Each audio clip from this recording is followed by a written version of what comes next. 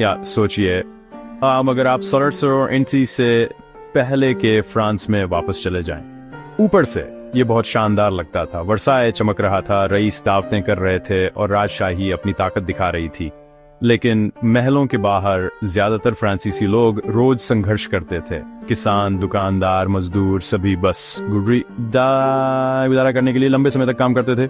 उनके घर साधारण थे, उनका खाना सादा था और रोटी की कीमत से जिंदगी और मौत के बीच का फर्क तय होता था।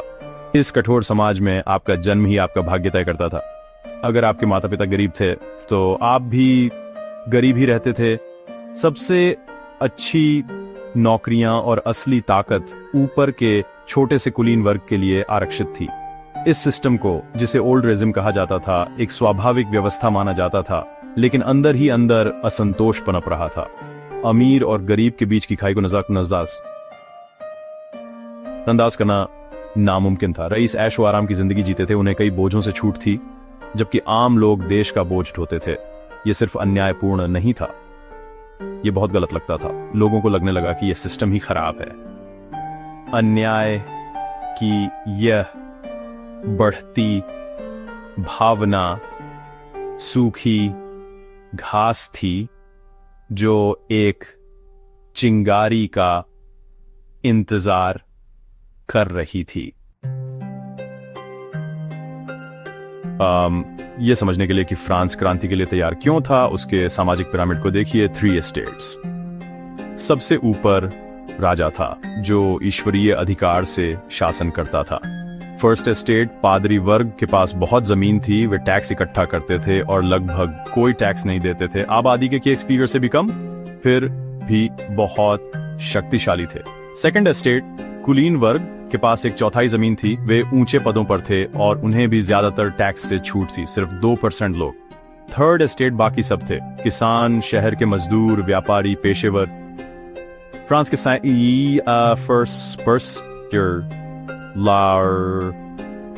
अपनी संख्या के बावजूद उनके पास कोई असली ताकत नहीं थी और लगभग सभी टैक्स का बोझ वे ही उठाते थे। वे राजा, रईसों और चर्च को भुगतान करते थे और राज्य का वित्तीय बोझ उठाते थे। कुछ खास लोगों को सभी फायदे मिलते थे, जबकि ज्यादातर लोग संघर्ष करते थे।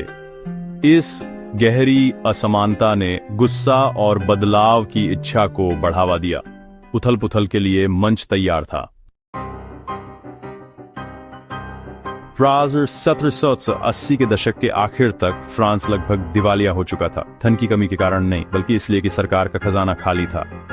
दशकों की शाही फिजूल खर्ची और महंगी लड़ाइयों, जिसमें अमेरिकी क्रांति के लिए समर्थन भी शामिल था, ने खजाने को खाली कर दिया। सरकार अपनी कमाई से ज्यादा खर्च करती थी, अपने कर्ज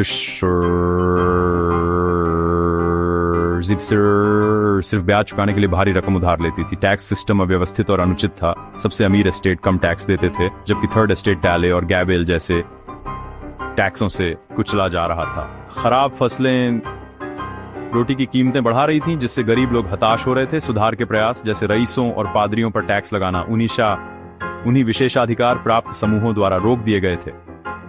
राजा फंस गया था, उसे पैसे चाहिए थे, लेकिन अमीर भुगतान करने से इनकार कर रहे थे। कोई और विकल्प न होने पर लुई 7वीं ने एस्टेट्स जनरल को बुलाया, एक ऐसी सभा जो 175 सालों से नहीं मिली थी। वित्तीय संकट ने सिस्टम की गहरी कमियों को उजागर कर दिया। लोगों का धैर्य खत्म हो रहा था। बदलाव की आवाज तेज होती जा रही थी। क्रांति क्षितिज पर थी। जब फ्रांस संघर्ष कर रहा था, विचारों की एक क्रांति चल रही थी। ज्ञानोदय। वोल्टेयर, मोंटेस्क्यू और रूसो जैसे विचारकों ने परंपरा को चुनौती दी, राजा के अधिकार पर सवाल उठाए और स्वतंत्रता, समानता और लोकप्रिय संप्रभुता का समर्थन किया। रूसो का मनुष्य स्वतंत्र पैदा होता है और हर जगह वह जंजीरों में बंधा है, एक नारा बन गया। ये विचार सैलून, कॉफी हाउस और पैम्फलेट में फैले, मध्यम वर्ग को प्रेरित किया और बदलाव की मांगों को बढ़ावा दिया। नागरिक, राष्ट्र और अधिकार जैसे शब्द रोजमर्रा की बातचीत में आ गए।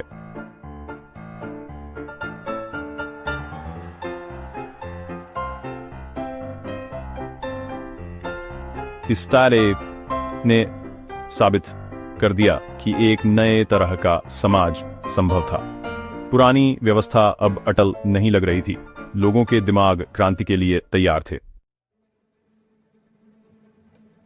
1719 में एस्टेट्स जनरल वर्साय में मिले। थर्ड एस्टेट उम्मीद के साथ आया था, लेकिन पुराने वोटिंग नियमों ने विशेषाधिकार प्राप्त एस्टेट्स को किसी भी वास्तविक सुधार को रोकने दिया। हताश होकर थर्ड एस्टेट ने एस्टेट के बजाय हर सदस्य के हिसाब से वोटिंग की मांग की, जिससे उन्हें उचित आवाज राजा और रईसों ने इनकार कर दिया।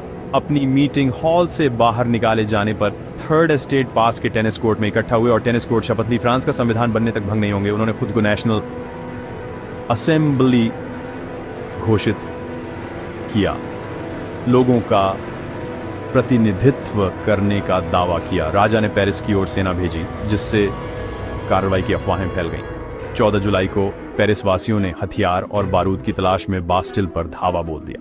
एक खूनी लड़ाई के बाद किला गिर गया। ओखेम लोगों के लिए एक प्रतीकात्मक जीत। बास्टिल के गिरने से पता चला कि राजा की शक्ति को चुनौती दी जा सकती है। क्रांति शुरू हो चुकी थी। लोग अब डरे हुए नहीं थे। पुरानी व्यवस्था बिखर रही थी। फ्रांस कभी पहले जैसा नहीं रहेगा। दुनिया देख रही थी।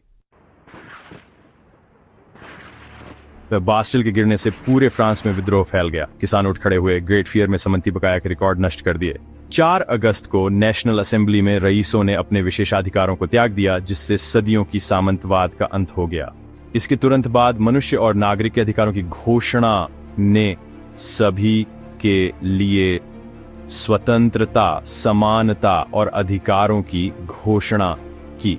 राजा ने इन बदलावों का विरोध किया, लेकिन लोगों ने दबाव बनाए रखा। अक्टूबर में पेरिस की महिलाओं ने वर्साय तक मार्च किया, रोटी की मांग की और शाही परिवार को लगभग कैदियों के रूप में पेरिस जाने के लिए मजबूर किया।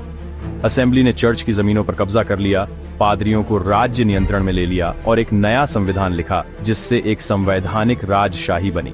राजा की शक्ति अब एक निर्वाचित असेंबली द्वारा सी, लेकिन कट्टरपंथी और ज्यादा चाहते थे। कुछ ने तो राजशाही को पूरी तरह खत्म करने की मांग की। क्रांति अभी खत्म नहीं हुई थी। फ्रांस और भी बड़े बदलाव की कगार पर था। क्रांति को शक्तिशाली विचारों और साहसी नेताओं ने आकार दिया। वोल्टेयर और रूसो जैसे ज्ञानोदय के विचारकों ने स्वतंत्रता और समानता की मांग को प्रेरित किया। नए नेता उभरे। रोबेस्पियर बेदाग आदर्शवादी, दांतों भावुक वक्ता और मराठ कट्टर पत्रकार। रोबेस्पियर ने एक सद्गुण गणराज्य के लिए जोर दिया, लेकिन उनके कट्टरपन के कारण बुरे दिन आए। दांतों ने लोगों को इकट्ठा किया और राजशाही को उखाड़ फेंकने में मदद की। मराठ के जोशीले शब्दों ने संदेह और हिंसा को बढ़ावा दिया। साथ मिलकर उन्होंने राजशाही को समाप्त किया, एक गणराज्य घोषित किया और लुई सैंद्र को गिलोटिन पर भेज दिया। उनके कार्यों ने क्रांति के सबसे कट्टरपंथी चरण को परिभाषित किया।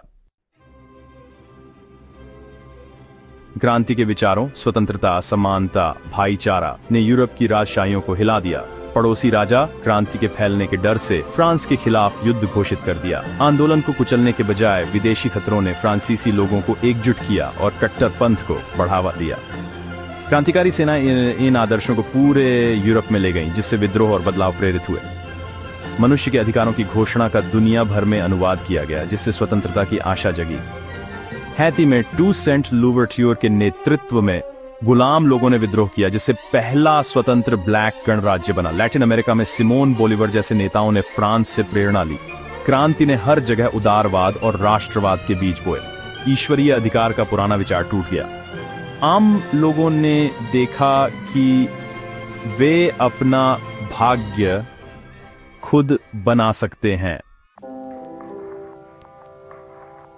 पर फ्रांसीसी क्रांति अस्त व्यस्त, हिंसक और अपूर्ण थी। ये आतंक के शासन और अंततः नेपोलियन के उदय का कारण बनी, लेकिन इसकी विरासत गहरी है। स्वतंत्रता, समानता और भाईचारे के विचार आधुनिक लोकतंत्र की नींव बने। क्रांति ने सिटीजनों के खुद पर शासन करने की अवधारणा बनाई, न कि केवल राजाओं द्वारा शासित प्रजा के रूप में। जन संप्रभुता, लोगों की शक्ति एक वैश्विक आदर्श बन गई। यहां तक कि राजनीति में बाइन और दाइन शब्द भी इसी युग से आए हैं। क्रांति प्रेरणा और चेतावनी दोनों है। इसने आम लोगों की शक्ति को दिखाया, लेकिन